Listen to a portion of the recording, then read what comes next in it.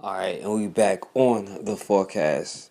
We're talking about a young man out in Georgia who was found not guilty, but still sentenced, and they say he violated his probation even though he didn't do nothing. A young man by the name of Ramard Chapman. Some crazy stuff. So you can continue that conversation, and I want to talk about this new bill that they are passing here in Virginia.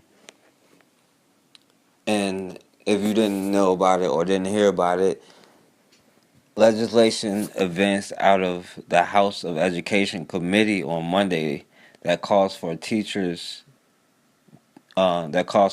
students taking driver education how to interact with police when pulled over. So they want to teach kids and drivers ed what to do when pulled over, which would have affected me just like 10 years ago when I started driving, when I had to take these classes. And the story says Gianna A. Ward, Democratic from Hampton, who is sponsoring the House bill, said the idea is to make sure students know exactly what they're supposed to do and how to interact with the police officers during a traffic stop. Being pulled over is one of the scariest things anyone faces, even as an adult, she says. The bill, which moved out of the committee on a 20-1 vote, requires that driver education programs at schools include instructions concerning traffic stops, including law enforcement procedures for traffic stops, appropriate actions to be taken by drivers during traffic stops, and appropriate interactions with law enforcement officers who initiate traffic stops. So she wants to make it blatantly clear what you're supposed to do, but what I guess she doesn't realize is even when you're doing what the hell they want you to do, it still could be a fucking problem. We can just look at the Lando Custody case, right? And also, you don't have to train them how to pull over white kids, because the only time you really see some shit going down with them is if they actually reaching or getting into shootout with the cops, and even then they try to shoot the gun out of his hand first. Right? You don't have to teach them that shit. In the case where a black cop is on the hook anyway for shooting into a cop killing a 6-year-old white boy, the black cop got 40 years. Right? But incident after incident where a white cop shoots into a car full of black kids, kills one, shoots him in the head, 15-year-old. It's a whole different standard. And now you want to teach kids when they get pulled over what to do, how to follow the instructions. Now, if you was teaching them their rights, that's one thing. I'll be all for it. Teaching them their rights in the traffic stop, that's one thing. Teaching them their rights as a citizen in whatever state they're in, that's one thing. I got your back on that. But my guess is that's not what she's saying. She's saying how to comply with the officers and wave away your rights, basically. And they say they follow the Constitution, but they really never respected our rights in the first place. So all of that shit could just go out of the window any fucking time, and it's justified, and they will still be saying the same goddamn thing. Right? Just recently with the shooting, it was a shooting in my city, in Richmond, Virginia, where a cop killed a black man. Now, a lot going on with that case, so I don't even want to talk about it because it seemed like he put himself in that situation. But at the same time, the cop is supposed to be wearing body cameras. We get all of this stuff taken out for our taxes, and they're going to put it into body cameras, but they magically don't have body cameras on when stuff goes down. And she said the bill is meant to help students learn what they're supposed to do and not do as well. as well as what officers should expect. Plus, she said there's a lot of misinformation about how to handle things when getting pulled over. But the point is, it ain't really shit we can fucking do but start policing ourselves. And when we get pulled over, first we do have to know our rights. Where we live in the information age, while we can still use the internet, I suggest we go do that and learn about all the laws, especially your local laws, what you have the rights to do. Now, again, as a black person, your rights can be taken away, so keep that in mind. But always film yourself if anything should happen. Right? You film it yourself. And make sure we get the video out there, the message out there, whatever. So we can see what's going on with each other. And become cops instead of talking shit about the cops. Let's just be our own fucking cops. Because obviously it's no convincing these people. We're wasting our time and our energy and our breath, which we could be applying to ourselves. And if we were cops patrolling our own neighborhoods, we would have a better say. We would have more opportunities to protect ourselves. If we became judges, lawyers, all of that stuff, which would make the rest of it more easy to fall in line, where we can get on the same goddamn page. Now, we have paid professionals who we pay our salaries ourselves. Instead of teaching them and training them to do better, we have to train children. Because obviously, children have a better capacity to be trained than professional cops, I guess. But all of that stuff is just excuses. All of this stuff is meant to keep us in our place and just tell us, well, just show them your freedom papers. Keep your eyes to the ground. Never make eye contact with a white man in the eyes. Never look at a white woman. Don't whistle at no white woman. Or we're going to fucking tie you up to two horses and pull you apart type shit. Right? They just not as brutal in your face today as they used to be. Now it's just more subtle. They try to be intellectual with it. They think they're being intellectually superior, when actuality is either intellectually dishonest or just plain old dishonest.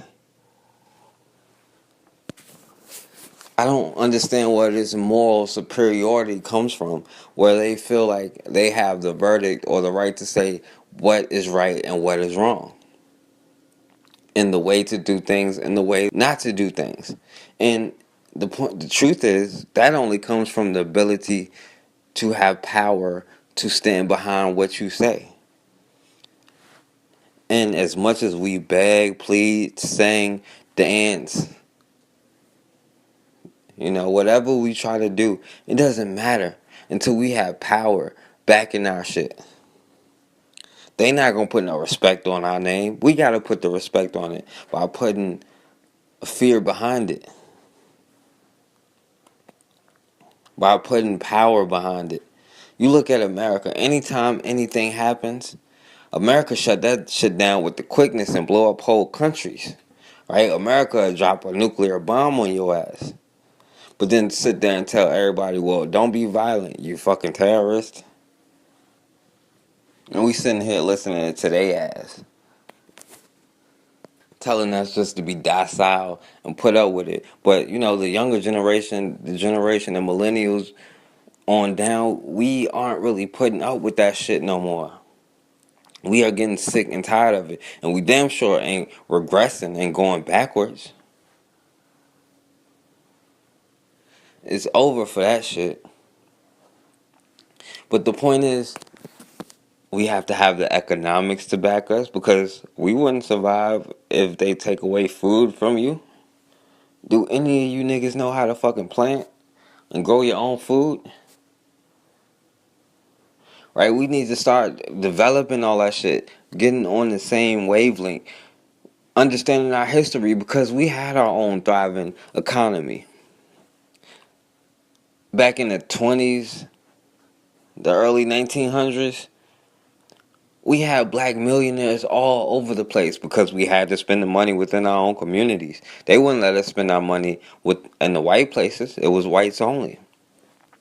No fucking niggas. So what did we do? Spend the money with each other. And what did that do? Create successful communities. Create wealth. They were able to build schools. They were able to give each other jobs. They were the least single parents.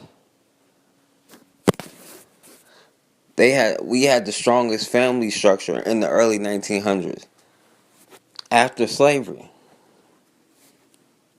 But they attacked that. They blew up Black Wall Street. They blew up Rosewood, Florida, which had successful black businesses, successful black people. And they destroyed it. And they built highways through other towns.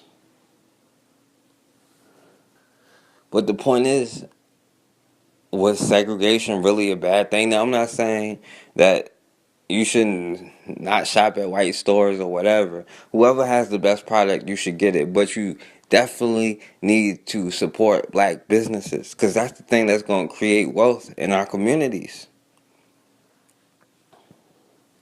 And we definitely need to get over this whole divide and conquer thing.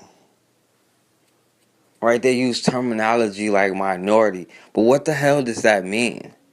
When you call white women a minority, when they're actually the majority in this country, in the majority voter block,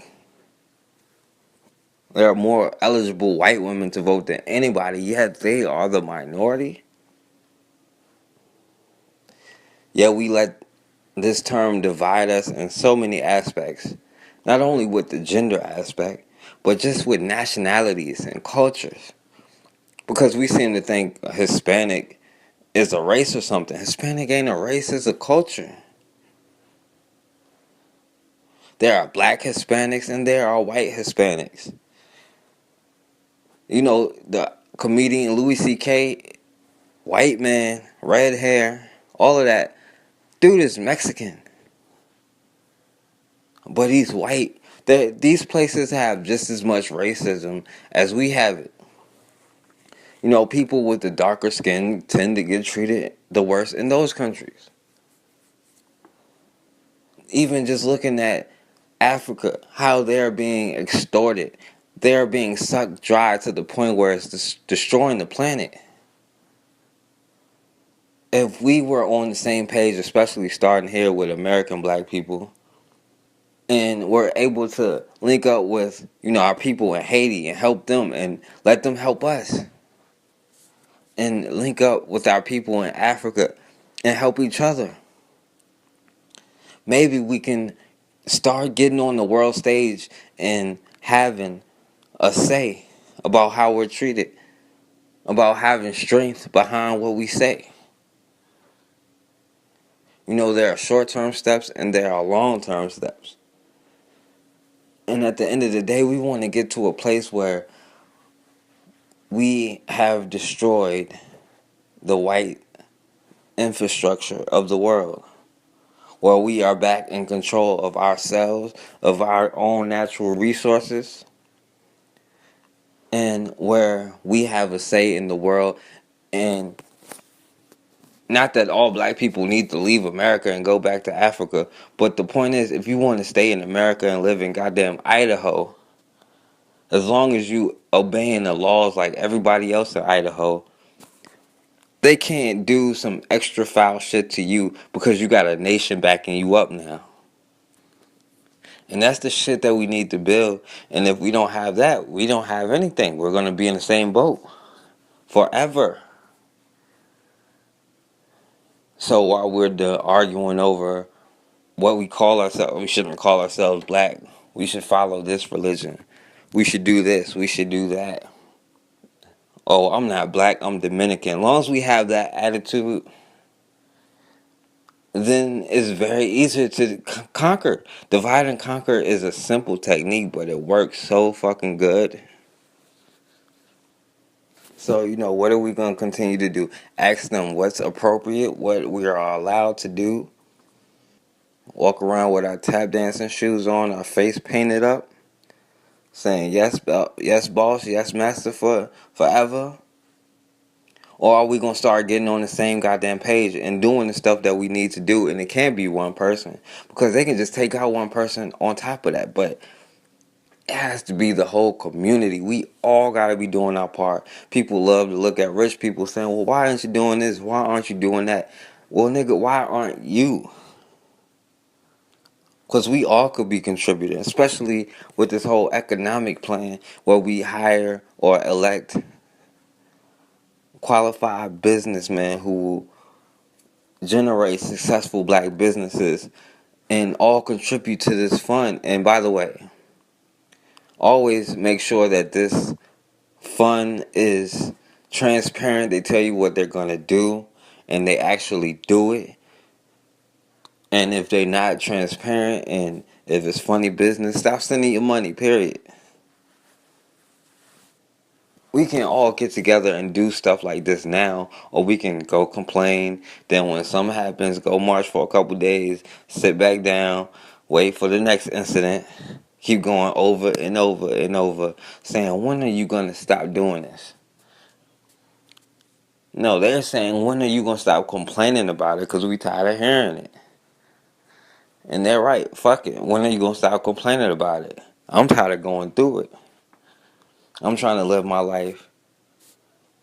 I'm trying to protect myself and my family and my people. So, I mean, the ball is in our court. We got to make the move. We all we got. There is no tribe, my friend. But, I want to hear what you got to say. Have you seen these new laws they're trying to do? It probably sure is going to start going everywhere, because each state has some kind of funny style bill coming up that's passing right on through. So, I want to hear what you got to say about it. If you want to shout out black businesses, I want to hear that too. A new bill signed into law this month will add an important new unit to driver's education here in Virginia. Signed into law by Governor McAuliffe just this month, it'll require schools to teach teen drivers how to act and what to do when they're pulled over by police. They don't really know what to do, and so this is actually sort of a nervous interaction. People are unhappy for being stopped. Officers are concerned for their safety, and so this will go through the things you're supposed to do in a stop. The lessons focus on reducing confrontation with an officer and avoiding situations that can escalate. It's funny, you'd think there would be some kind of traffic stop training. It is one of the most stressful situations you have when you're behind the wheel. And that's really not just for teenagers, of course, something for adults to keep in mind as well. When we are pulled over, not that that ever happens to the two of us, but we all need to be aware and keep that in mind. And to remember that police are often uncomfortable pulling someone over, so try to keep things cool across the board.